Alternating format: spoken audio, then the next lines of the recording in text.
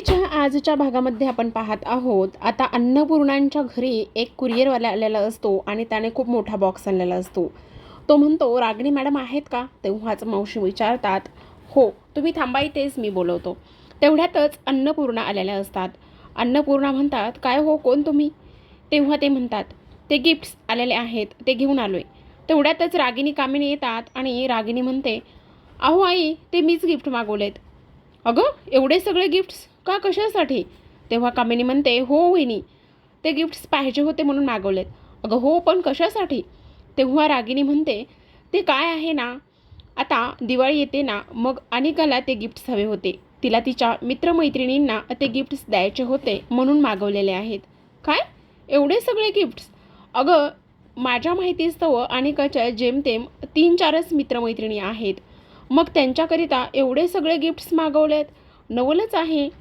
त्याचं काय आहे ना वहिनी, अनिकाच्या मित्रमैत्रिणींना तिला ते गिफ्ट्स द्यायचे आहेत, मग त्यामुळेच ते मागवलेत. तेव्हा अन्नपूर्णा म्हणतात, अगं हो, तेच तर, मी काही आत्ता उर्दूत नाही बोलली, मी पण तेच म्हटलं. अनिकाचे जेमतेम 3-4च मित्रमैत्रिणी आहेत, मग त्यांना एवढे गिफ्ट्स का आणि कशासाठी? आणि त्याच्यापेक्षा जास्त तर मित्रमैत्रिणी नाही आहेत तिला. हो, पण वहिनी, तेवढेच काही मित्रमैत्रिणी नाही आहेत तिला, जास्त पण आहेत ना. पण माझ्या माहितीस्तव तर तेवढेच आहे. त्याचं काय आहे ना, अनिका तिचे मित्रमैत्रिणी निवडताना एकतर तिच्या स्टेटसला शोभेल असेच ती निवडते, किंवा तिच्या होला हो करणारे असेच ती मित्रमैत्रिणी निवडते. मग ती कधी कोणामध्ये मिसळत नाही किंवा कधी कोणामध्ये फारशी बोलत नाही. मग मला सांग, एवढे सगळे गिफ्ट्स का आणि कशासाठी मागवलेत? असं अन्नपूर्णा म्हणत असते. वाटते की कुठेतरी गणित चुकते बघ कामिनी, काय बरोबर ना? अगं वहिनी, असं काय करतेस? अनिकाला तिच्या मित्रमैत्रिणींना गिफ्ट्स द्यायचे आहेत. आणि वहिनी, मला एक गोष्ट सांग, तूच नेहमी म्हणतेस ना की माणसाने नेहमी दानधर्म करावा, मग म्हणूनच इकडे माझी अनिका इथे दानधर्म करण्याचा विचार करते. अगं, तुम्ही एक गोष्ट इथे दोघीसुद्धा ठरवा, अनिकाला दानधर्म करायचा आहे का गिफ्ट द्यायचे आहेत, हे दोघीजणी ठरवा आणि मगच इथे काय ते डिसिजन घ्या. मला तर काहीतरी वेगळंच वाटतंय. नक्की दानधर्म करायचा आहे का इथे मित्रमैत्रिणींना गिफ्ट द्यायचे आहेत कामिनी? असं आता अन्नपूर्णा बोलतात.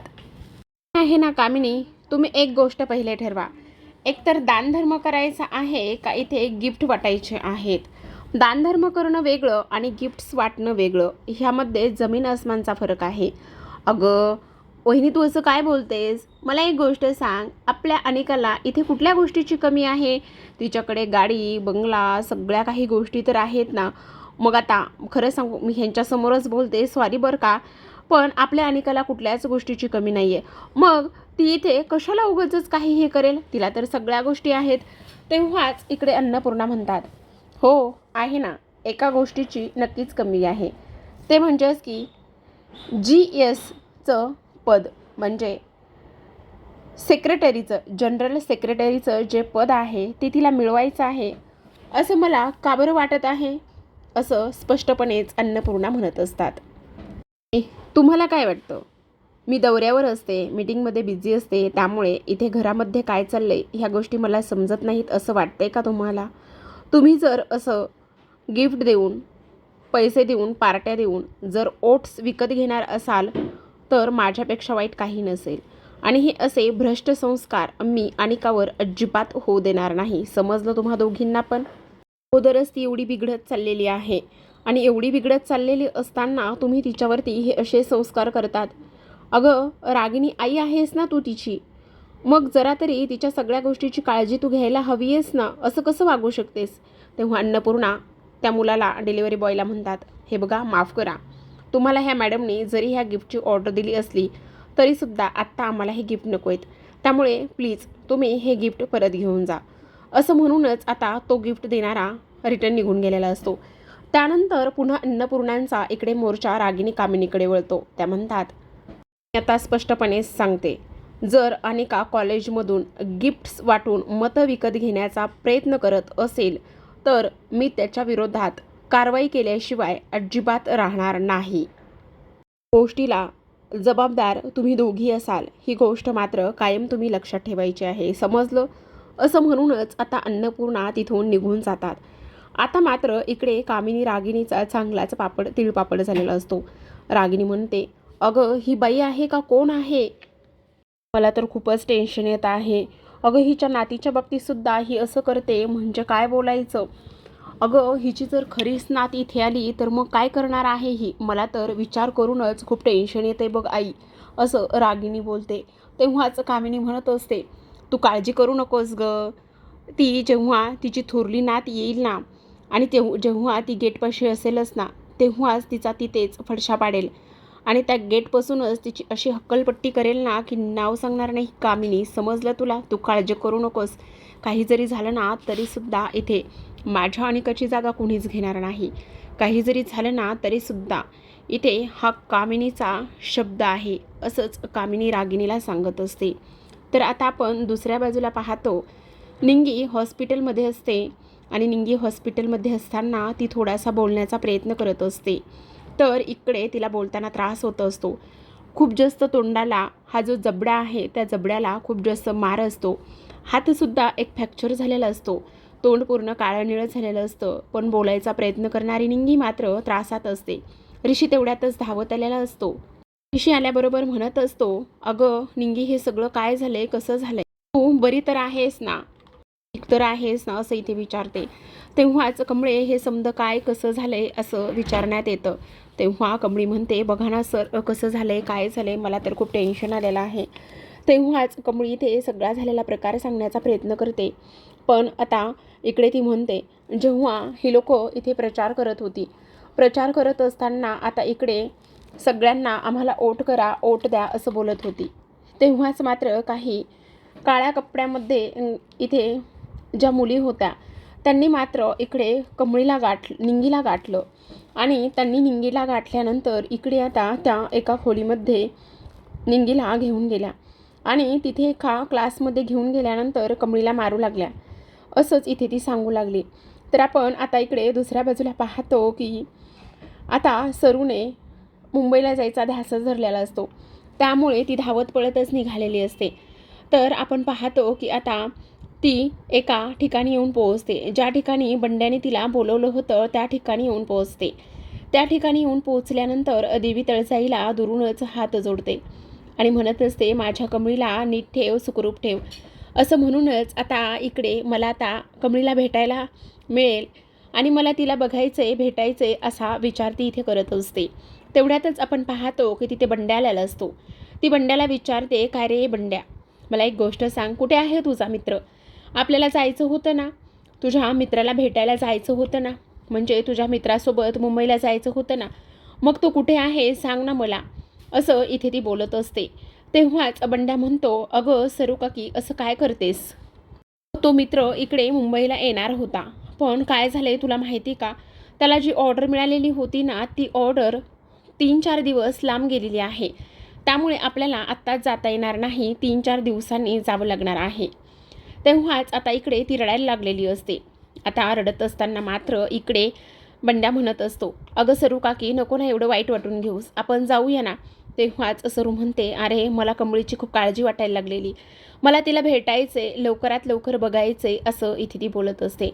तेव्हाच तो म्हणतो, हे बघ, तू काळजी करू नकोस, सगळं काही व्यवस्थित होईल, सगळं काही ठीक होईल आणि आपण जाऊयात लवकरच.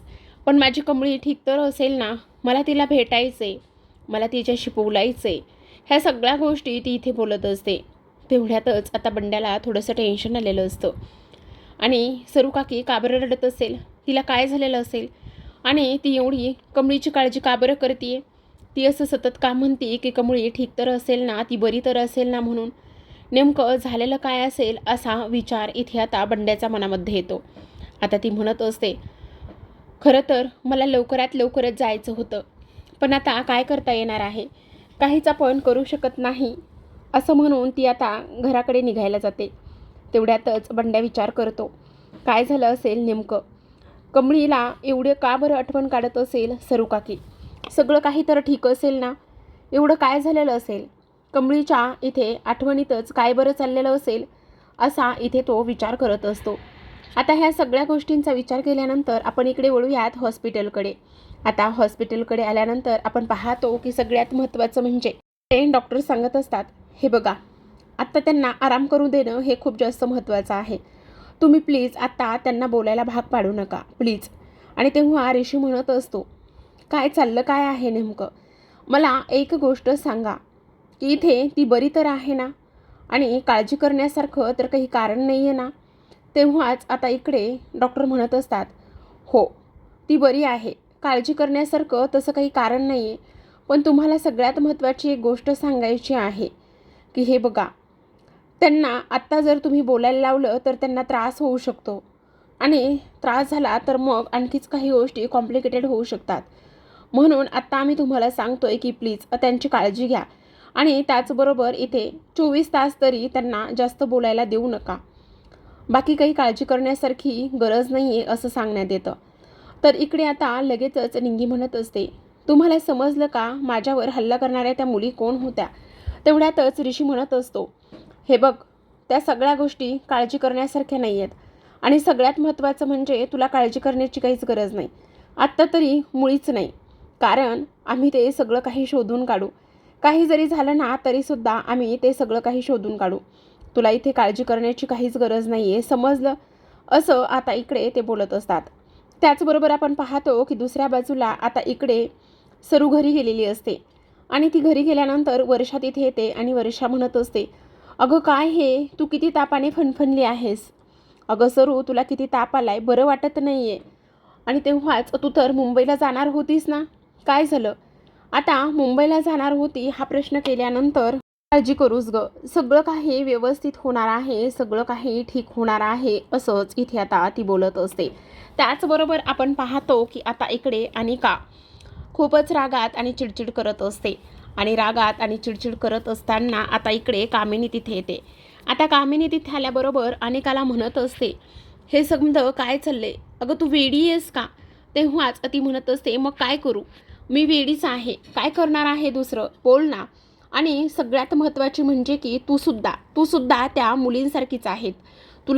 तू सुद्धा मॅडच आहेस, तुला सुद्धा काहीच कळत नाही. तेवढ्यातच आता इकडे मात्र कामिनी तिच्यावर ओरडते आणि म्हणत असते, अगं ए, काय बोलतेस काय? ग्रॅनी आजीला मॅड म्हणतेस, ग्रॅनी आजीची अक्कल काढतेस. आणि तेव्हा ग्रॅनी आजी तुझं किती ते लाड कौतुक सगळं काही विचार करते आणि तुला मात्र त्या गोष्टीची काहीच पडलेली नाही. असं कसं कोण वागू शकतं गं? तेवढ्यातच ती म्हणते, सॉरी ग्रॅनी आजी, पण मी काय करणार आहे? मला तर खूपच टेन्शन येते, सांग ना मी काय करू? असं इथे आता ती बोलत असते. आता ह्या सगळ्या गोष्टी बोलल्यानंतर आपण पाहतो की आता जी खरं सांगू का, मी खूप टेन्शनमध्ये आहे गं आणि मला हे इलेक्शन जिंकायचं आहे. आता ह्या गिफ्टचा एवढा मोठा प्रॉब्लेम झाला आहे, काय करू? तिकडे येते निंगी पिंगी आणि इकडे आजी, काय करायचं मला कळत नाही. तेव्हाच ते कामिनी तिला समजावते आणि म्हणते, अगं एवढीशीच गोष्ट आहे ना, मग त्याचं काय एवढं टेन्शन घ्यायचं आहे? आजी आहे ना तुझी, ये आजीच्या 4 गोष्टी ऐक, आजीकडून 4 गोष्टी शिक बरं तू. असंच आता इथे ती बोलत असते. तर आता आपण इकडे दुसऱ्या बाजूला पाहतो की इकडे निंगी बोलायचा कमळीला प्रयत्न करत असते आणि तेव्हाच आता कमळी म्हणते, काय झालंय निंगे, तुला बरं वाटत नाही आहे का आणखी? हे बघ, बहुतेक ना तुला थंडी वाजायला लागलेली आहे. एक काम कर ना कमळे, तू हॉस्टेलवर जा आणि हॉस्टेलवर जाऊन झोप जा. तेव्हाच कमळी म्हणते, अगे वेडी आहेस का? मला काय बी नाही झालं, मी बरी आहे. काय झालं तुला, काय झालं? नाही गं, तुझी थंडी वाजते तुला. एक काम कर, तू जा. ए निंगे, मी तुला कुठे बी सोडून जाणार नाही. अगं तुला तर ताप आलेला आहे, तुझं अंग गरम लागायला आहे. नाही गं, लागते थोडंसं गरम, पण थोड्या वेळाने बरं वाटेल. तेव्हा निंगी म्हणते, काय गं कमळे, मला एक गोष्ट सांग, तुला सरू काकीची आठवण यायला लागली का गं?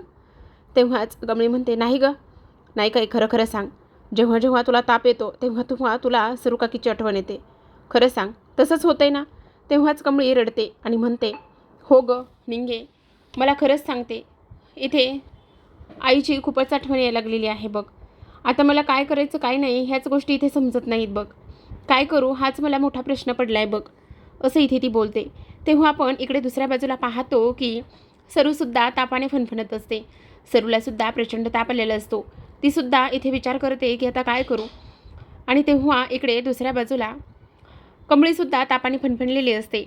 आता तेव्हाच निंगी तिला म्हणते, बाद झाला हा तुझं, आता मी तुझं काहीच ऐकून घेणार नाही. तुला मी सगळ्यात महत्त्वाची आणि एक मोठी गोष्ट सांगते, तू आत्ताच्या आत्ता जर हॉस्टेलला जाणार असलीस तरच मी तुझ्या सगळ्या गोष्टी ऐकेल, नाहीतर मी तुझं काहीच ऐकणार नाही. तेवढ्यातच ती म्हणते, अगं गप ग, तू वेडी आहेस का? मी कुठे नाही जाणार आहे, इथेच थांबणार आहे. मग जा आणि तिकडे आतमध्ये जाऊन सिस्टर करून तुझ्यासाठी एक चादर घेऊन ये. काही जरी झालं ना तरीसुद्धा तुला जी वाजणारी थंडी आहे ना ती आपण घालवली पाहिजे. तुला असं काकुडताना मी नाही पाहू शकत. तुला जा म्हटलं ना, असं इकडे ती बोलत असते. तर आता दुसऱ्या बाजूला आपण पाहतो की कामिनी म्हणते, हे बघ, मी तुला काय सांगते ते तू नीट ऐक. हे बघ, खरा शत्रू तुझा इथे कमळी नाहीच आहे. तेव्हा अनिका म्हणते, म्हणजे? हो, मी काय सांगते ते तू नीट ऐक. तुझा खरा शत्रू इथे ती नाहीच आहे. तर तुझा खरा शत्रू इथे कोण आहे? तर इथे वहिनीची मोठी थोरली नात, ती तुझा खरा शत्रू आहे. सगळ्यात महत्त्वाचं म्हणजे तुला एक गोष्ट सांगते. 6 महिन्याचा त्या व्हीलवरती इथे कालावधी दिला होता. त्या 6 महिन्यातला 1 महिना तर गेलेला आहे. राहता राहिले 5 महिने. ह्या 5 महिन्यामध्ये इथे थोरली नात, ह्या घरची थोरली नात या इथे येता कामा नये. काही जरी झालं तरीसुद्धा आपल्याला हे मोटिव्ह इथे साध्य करायचं आहे. आणि जर हे आपण साध्य केलं तर सगळ्यात मोठं इथे तू असशील. आणि हे असल्या आलतूफालतू पोरींची काय तू उगाचच एवढं सगळं काही घेऊन बसलेली आहेस. त्यामुळे आपला मोटिव्ह काय आहे हे कायम लक्षात ठेव. समजलं तुला? राहता राहिला प्रश्न इलेक्शन जिंकण्याचा. तर ही ग्रॅनी आजी आहे ना, ही ग्रॅनी आजी आहे तोपर्यंत तुला इलेक्शनमध्ये कोणीच हरवू शकणार नाही, असं कामिनी इथे बोलत असते. सांगू का अनिका, नेहमी युद्ध खेळताना इथं शांत डोक्याने विचार करायचा. शांत डोक्याने विचार केला की आपण युद्ध जिंकतो. त्यामुळे कोणत्या वेळी कोणता डाव टाकायचा, कोणत्या वेळी काय करायचं हे आपण डोक्यामध्ये ठेवायचं. आणि बरोबर समोरचा व्यक्ती गाफील असतानाच ते सगळं काही करायचं. त्यामुळे डाव हा आपणच जिंकतो, ही गोष्ट मात्र कायम लक्षात ठेवायची. समजलं तुला? राहता राहिला प्रश्न त्या गावच्या पोरींचा. त्या कोण कुठल्या, त्यांचा विचार एवढा कशाला आणि का करतेस तू? त्यांचा विचार एवढा करण्याची काहीच गरज नाही. समजलं तुला? त्यामुळे आता कसा डाव टाकायचा, काय करायचं हे सगळं आपण ठरवायचं आहे. त्यामुळे आता त्या गोष्टीचा अजिबात इथे विचार करू नकोस. जिंकणार तर कोण आहे? तर जिंकणार तर इथे माझी अनिकाच आहे. समजलं तुला? तर आता इकडे वळूयात हॉस्पिटलकडे. हॉस्पिटलमध्ये मात्र कमळीला ताप आलेला असतो. कमळी तापाने फणफणत असते. निंगीला ते सगळं दिसत असतं, पण निंगी मात्र शांत बसलेली असते. तिला जास्त बोलायला नसतं सांगितलेलं. आणि त्यामुळेच आता इकडे कमळीवर ताप आलेला असल्या कारणाने निंगी म्हणत असते, ए कमळे, तू माझं ऐक ना जरा. हे बघ, डॉक्टरांना दाखव. मेडिकल दिलं, गोळी औषध दिली तर नक्कीच बरे होशील. तेव्हाच कमळी म्हणते, अगं जरा तू शांत बसणार आहेस का? काही होत नाही बघ मला, बरं वाटेल रात्रीत. कमळे, एक काम कर, तू त्या सिस्टरला आवाज दे ना, त्या तुला काहीतरी देतील आणि काहीतरी दिलं तर तुला नक्कीच बरं वाटेल. तेव्हाच इथे ती म्हणत असते, ए तू गप्प बस ग जरा, मला काही एक होणार नाही आहे आणि तू शांत बस. तेव्हाच आता इकडे, बरं ठीक आहे, तू इथे स्वतःवर पांघरून तरी घे, म्हणजे तुला थोडंसं बरं वाटेल. तर आता प्रेक्षकांनो, आपण पाहतो की इकडे आता कमळी तिथलं ब्लँकेट घेऊन येत असते आणि चादर ब्लँकेट घेऊन आल्यानंतर तिथेच खुर्चीवरती बसते आणि स्वतःला इथे आता ती झाकून घेण्याचं काम करते, जेणेकरून तिला आता त्रास होणार नाही. तेव्हा इकडे सगळ्यात महत्त्वाची गोष्ट होते ती म्हणजे की ती इथे विचार करते, आई मला तुझी लय आठवण यायला लागली बघ आज. तू बरी तर असशील ना? तू ठीक तर असशील ना? मला ह्या सगळ्या गोष्टी तुला भेटायच्यात, सांगायच्यात. आहे, तू तुझी काळजी घे जिथं कुठे असशील तिथं, असंच इथे ती बोलत असते. तेव्हा आता प्रेक्षकांनो, इकडे तिलासुद्धा खूप आठवण येत असते. तर आता आजच्या भागामध्ये एवढंच. असेच नवनवीन डेली मालिकांचे अपडेट आणि रिव्ह्यू जाणून घ्यायचे असतील, पाहायचे असतील तर नक्की चॅनलला सबस्क्राईब करा. व्हिडिओ पाहिल्याबद्दल धन्यवाद.